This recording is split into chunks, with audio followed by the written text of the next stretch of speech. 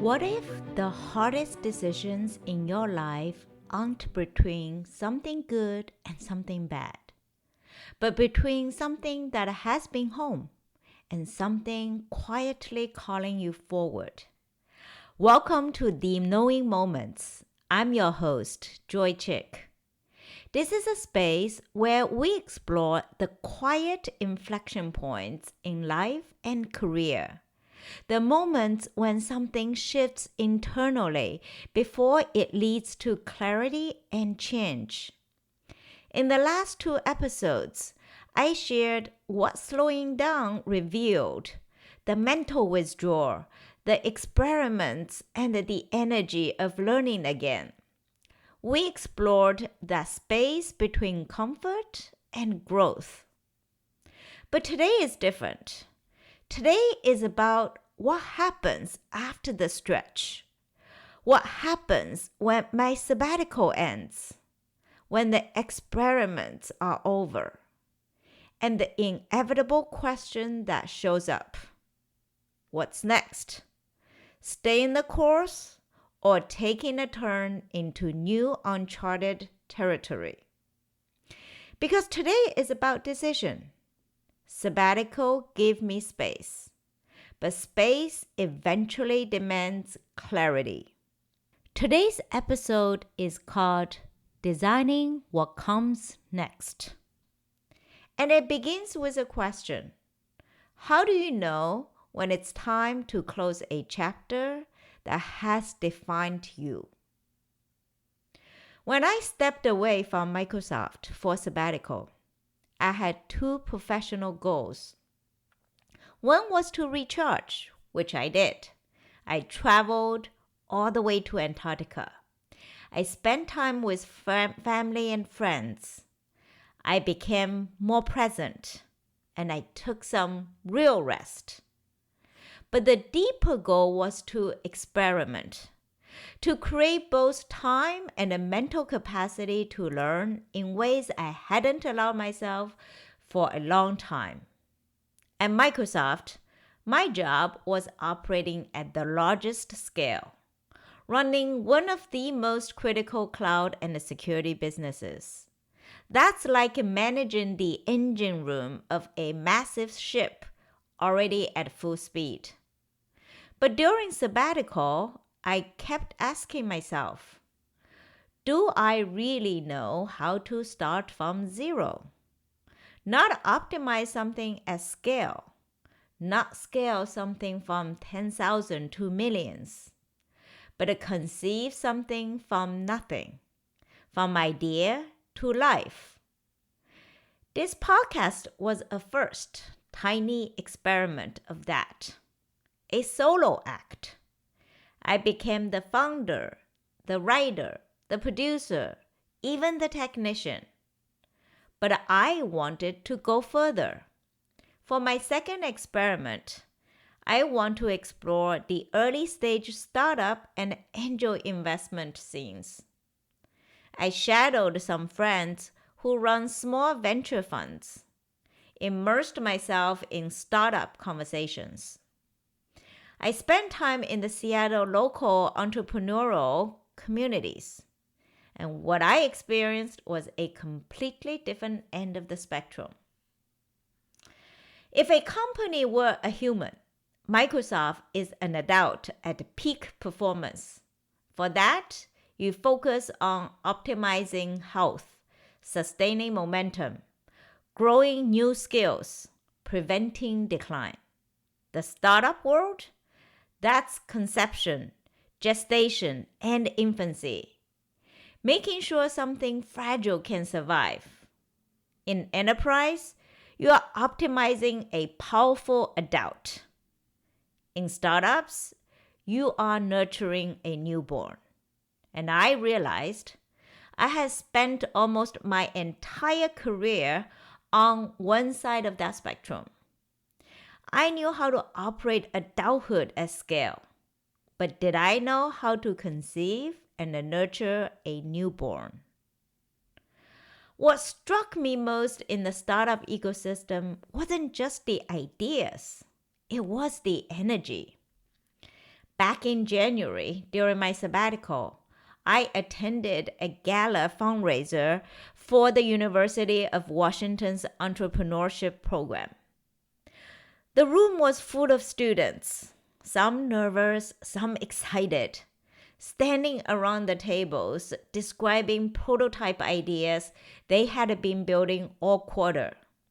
They were talking with local founders and investors, eager to explain what they had created. These weren't billion-dollar moonshots. They were simple ideas students were brave enough to test in the real world. One of the winning teams was invited to present their project. Those students had noticed something surprisingly simple. Many everyday foods in grocery stores have very little nutritional value. So they asked a question. What if spices, something people already use every day, could also improve nutrition? Their idea? Nutrition-enhanced spices. They spent weeks experimenting with formulations, creating custom spice blends designed to boost nutritional value. Then, they decided to test the idea the best way they knew how. They took their products to Pike Place Market. And guess what? The student that led the project, beaming with a big smile, declared, "Not only did people buy them, we sold out our inventory." Then she added, very proudly, "And we even made a profit. $40. And the whole team lit up like they had just closed a venture round. Not because of the revenue, but because something they imagined, they actually built. They tested, they talked to real customers, and someone reached into their wallet and paid for it. Listening to them describe the experience, the energy in their voices, the pride in their faces, I felt something I hadn't felt in a long time. It gave me chills because it reminded me of the early days of Microsoft, when everything still felt possible, when the future wasn't defined yet, when possibility itself was energizing. Now, is a spice project a small idea? Maybe. But that's exactly the point. In enterprise environments, ideas often have to be big before they're even considered. In startups, ideas can start small, scrappy, incremental. You don't overthink. You learn by doing. And the mindset is expensive. No idea is dismissed too early. No one asks for 10 layers of validation before trying. That freedom felt electric. But it also felt a little disorienting. I also had the opportunity during my sabbatical to sit in on a few Zoom meetings where I shadowed a friend's venture capital pipeline discussions. These were early-stage founders presenting their ideas. Most of the companies had almost no revenue. The teams were tiny, often just the founder and maybe one or two engineers. I find myself struggling to evaluate what I was hearing. And that's when I realized something. The frameworks I had built over decades operating at scale don't quite apply here.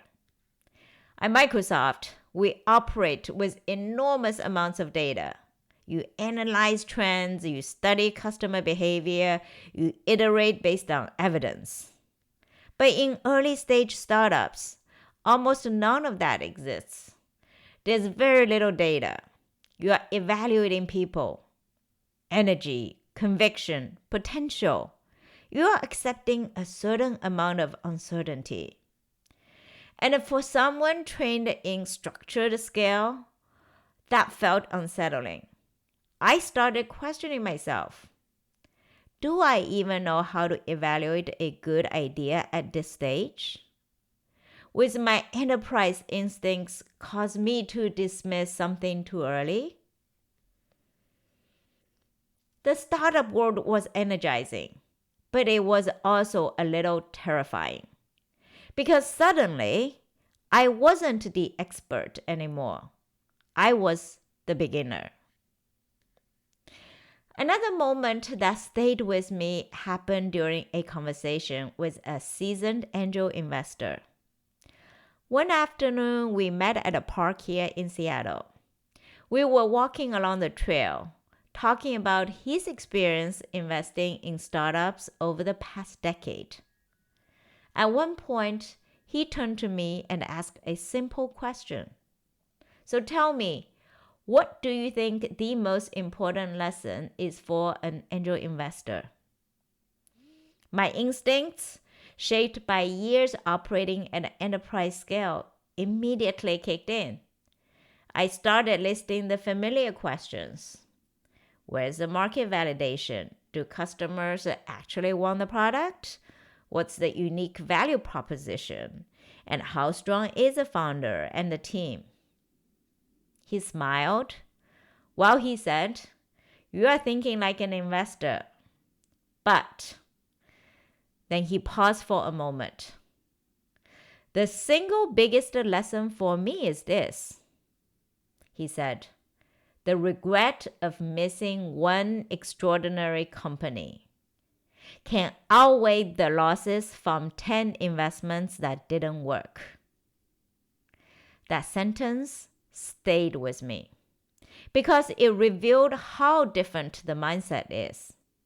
In large enterprises, our job is to reduce risk and scale responsibly. But in early stage investing, risk is something you simply accept, not eliminate. Investors aren't trying to be right every time.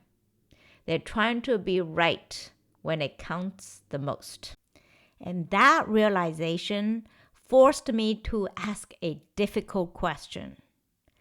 Am I comfortable operating in that kind of ambiguity?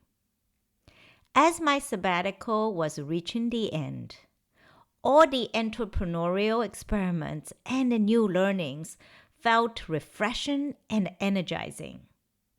But eventually, the inevitable question appeared.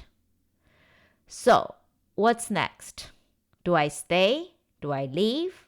And if I leave, what exactly comes next?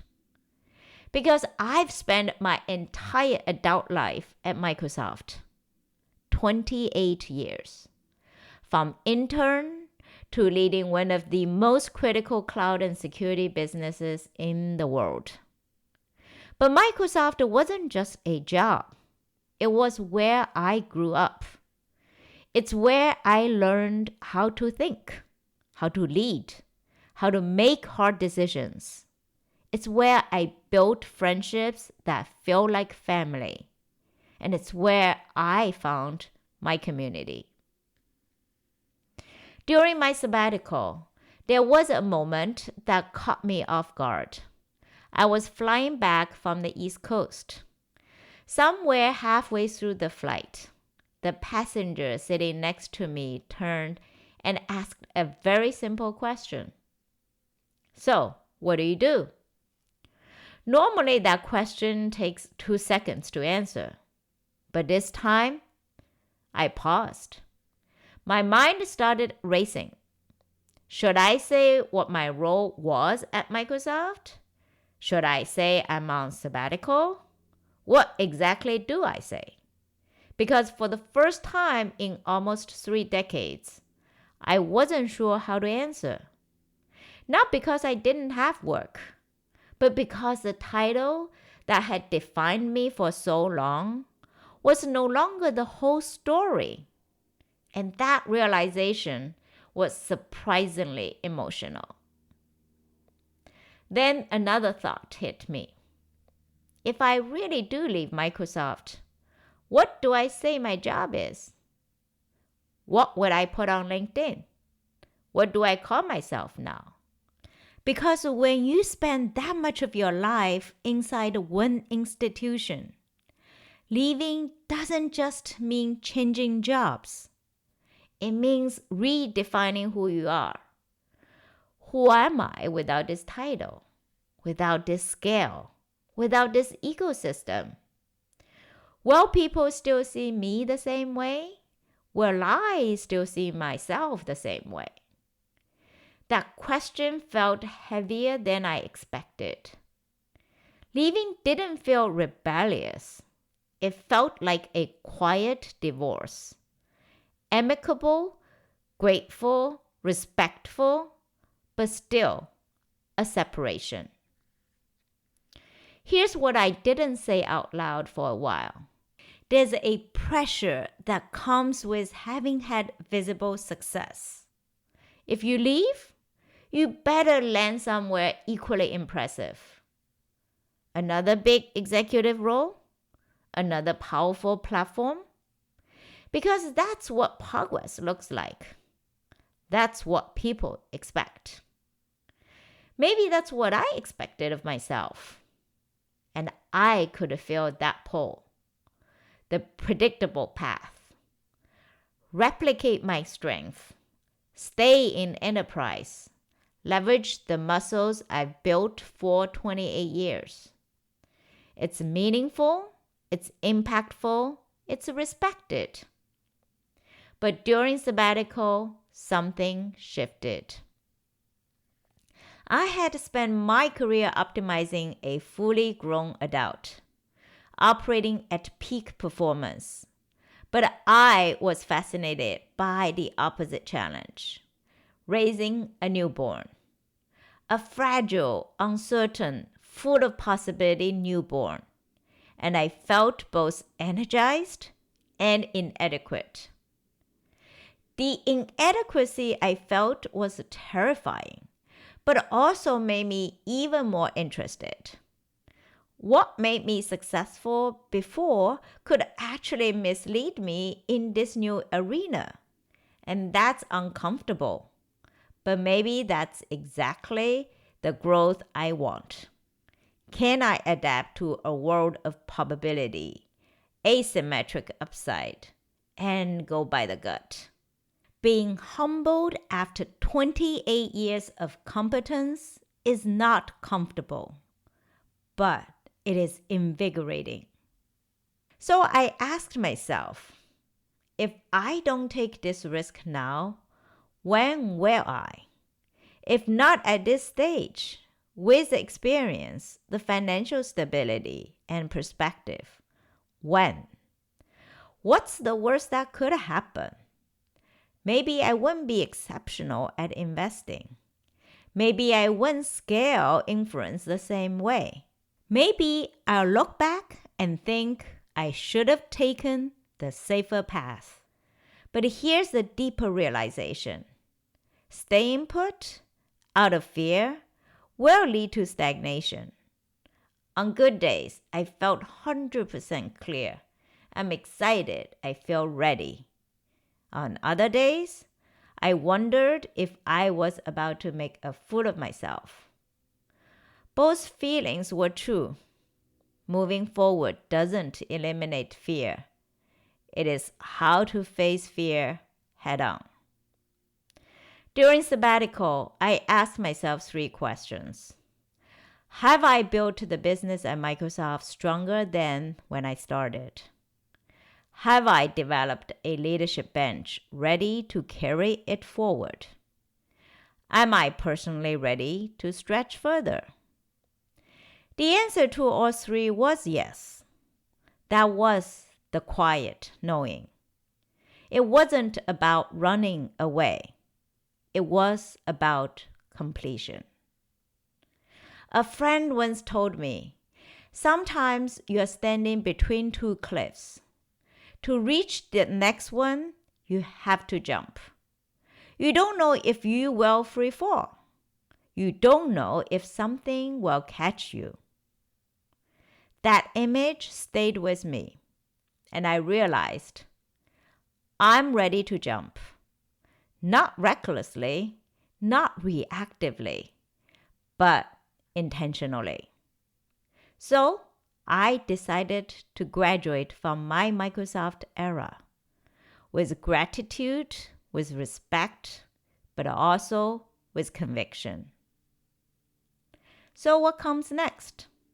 I'm designing a portfolio chapter, expanding my public company board seats, engaging deeply in startups and venture ecosystems, advising growth stage companies, investing thoughtfully, and building the knowing moments as a real platform, not a hobby.